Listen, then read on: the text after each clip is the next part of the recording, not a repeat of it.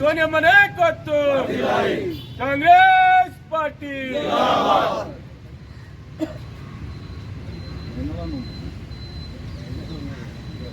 నాకు పెట్టున్నా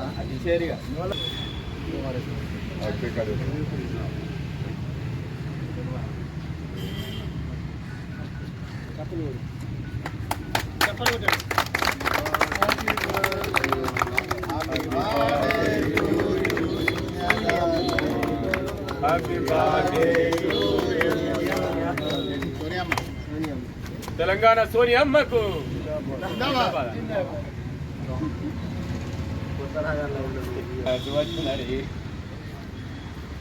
మీరు నోట్లో పెట్టుర్రా అన్న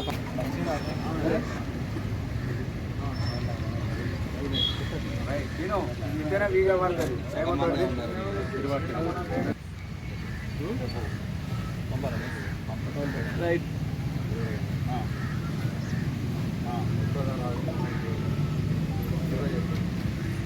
అన్న ఒక్క నిమిషం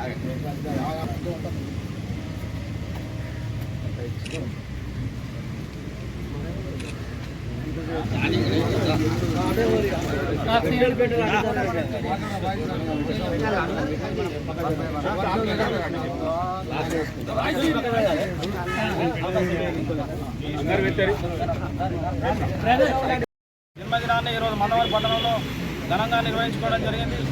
సోనియా గాంధీ గారు వారి కుటుంబం త్యాగదానుల కుటుంబం, ప్రధానమంత్రి పదవిని త్యాగం చేసిన గొప్ప నాయకులు సోనియా గాంధీ గారు.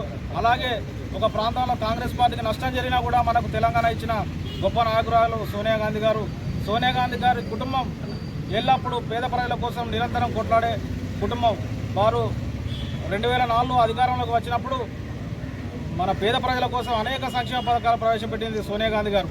దాన్ని దృష్టిలో పెట్టుకొని రానున్న రోజుల్లో రాహుల్ గాంధీ గారిని ప్రధానమంత్రి చేయాలని, అలాగే సోనియా గాంధీ గారు ఆయుర ఆరోగ్యాలతో అష్టైశ్వర్యంతో ఉండాలని సందర్భంగా తెలియజేసుకున్నాం.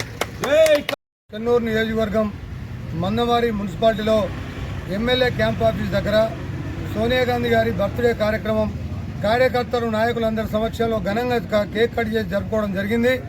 సోదరులారా, మీకు తెలియని కాదు, కాంగ్రెస్ పార్టీ దేశవ్యాప్తంగా ప్రజల కోసం దేశం కోసం పాటుపడుతూ ప్రాణాలు అర్పించినటువంటి కాంగ్రెస్ పార్టీ. మరి ఈనాడు సోనియా గాంధీ గారు మరి తెలంగాణ విషయంలో ఆనాడు ఎన్నో కొట్లాటలు, మొన్న తెలంగాణ ఇచ్చిన దానికంటే అంతకుముందు 52, 53లో కూడా మరి 1953లో కూడా పోరాటాలు జరిగినాయి. వందలాది వేలాది మంది చచ్చిపోయిన సందర్భాలున్నాయి. అప్పుడు తెలంగాణ రాలేదు. ఈనాడు మరి సోనియా గాంధీ గారి నాయకత్వంలో మరి తెలంగాణ పోరాటం మొదలుపెట్టినప్పుడు మరి 1200 మంది ఆత్మ బలిదానం చేసుకుంటే ఆమె చెల్లించి ఆమె వాళ్ళ బాధలు చూడలేక సోనియా గాంధీ గారు మరి ఏ పరిస్థితి కూడా ఆలోచించకుండా తెలంగాణ ఇవ్వడం జరిగింది.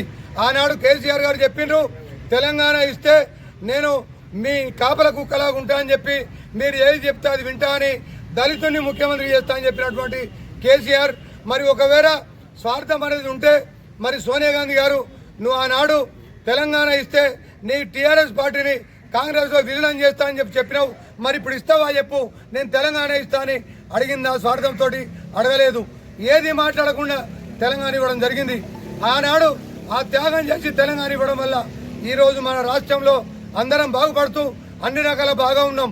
మరి ఈరోజు తెలంగాణ ఇవ్వడం వల్లనే వేరే రాష్ట్రం దూరమైనప్పుడు 30,000 ఉద్యోగాలు రేవంత్ రెడ్డి గారు మన తెలంగాణ రాష్ట్రంలో అందరికి ఉద్యోగాలు ఇచ్చేటువంటి పరిస్థితి వచ్చింది. ప్రజలు గమనించాలి, ఆనాడు అంబేద్కర్ గారు మరి మన రాజ్యాంగాన్ని రచించినప్పుడు అప్పుడు దాన్ని ఆలోచించలేదు. ఎస్సీ, ఎస్టీ, బీసీ, మైనార్టీ అందరినీ కూడా ఆలోచించి బడుగు బలహీన వర్గాల కోసం తెలంగాణ ఈ రాజ్యాంగాన్ని రాసినప్పుడు ఈరోజు మనం దేశవ్యాప్తంగా అంబేద్కర్ గారిని మనం పూజిస్తూ ఉన్నాం. అదేవిధంగా సోనియా గాంధీ గారు తెలంగాణ ఇచ్చినప్పుడు ఎస్సీ, ఎస్టీ, బీసీ, మైనార్టీ బడుగు బలహీన వర్గాలు కూడా ఈ తెలంగాణలో బ్రతుకుతున్నారు. కాబట్టి తెలంగాణలో పార్టీలకు అతీతంగా, కులాలకు అతీతంగా, మరి మతాలకు అతీతంగా సోనియా గాంధీ గారి బర్త్డే అన్ని పార్టీలు చేయాలి. ఎందుకు చేస్తలేరు? తెలంగాణ ప్రాంతంలో మీ పార్టీలలో వేరే పార్టీలో ఉన్న కార్యకర్తలేవా? మీరు కార్పొరేషన్లో లోన్ తీసుకుంటలేరా? మీరు ఇవన్నీ పథకాలు మీకు వస్తున్నాయి కదా. మీ పిల్లల చదువుల కోసం మరి కార్పొరేషన్ పద్ధతిలో మీకు అన్ని చదువులు వచ్చినప్పుడు తెలంగాణ ఇచ్చిన సోనియా గాంధీ ఎందుకు యంగ్ అండ్ డైనమిక్ నాయకుడు ఈరోజు ఎంపీగా పెద్దపల్లి నుంచి గెలిస్తే కొంత టైం పడుతుందని మేమే అనుకున్నాం. కానీ ఇది వరకు కాక తర్వాత ఎంపీగా గెలిచిన వాళ్ళు ఎవరు కూడా పెద్దపల్లి పార్లమెంటును డెవలప్ చేయాలి.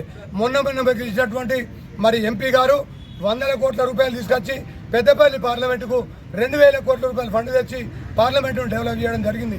ట్రైన్లు ఆగకపోతే వందే భారత్ ట్రైన్ ఆపాలని ఎంపీ గారు అక్కడ మాట్లాడడం జరిగింది.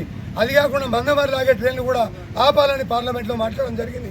నిన్నటికి నిన్న మరి అయ్యప్ప స్వాములు భక్తి శ్రద్ధలతోని పూజలతోని పవిత్రమైన పూజలు చేస్తే వాళ్ళు ఇక్కడ కాకినాడ నుంచి కేరళ పోవడానికి ట్రైన్ క్రమాలు మరి గోదావరి కని ప్రాంతం రామగుండం ప్రాంతంలో వందలాది మంది ఎమ్మెల్యేలు ఎంపీలు గెలిచి పట్టించుకోలేదు.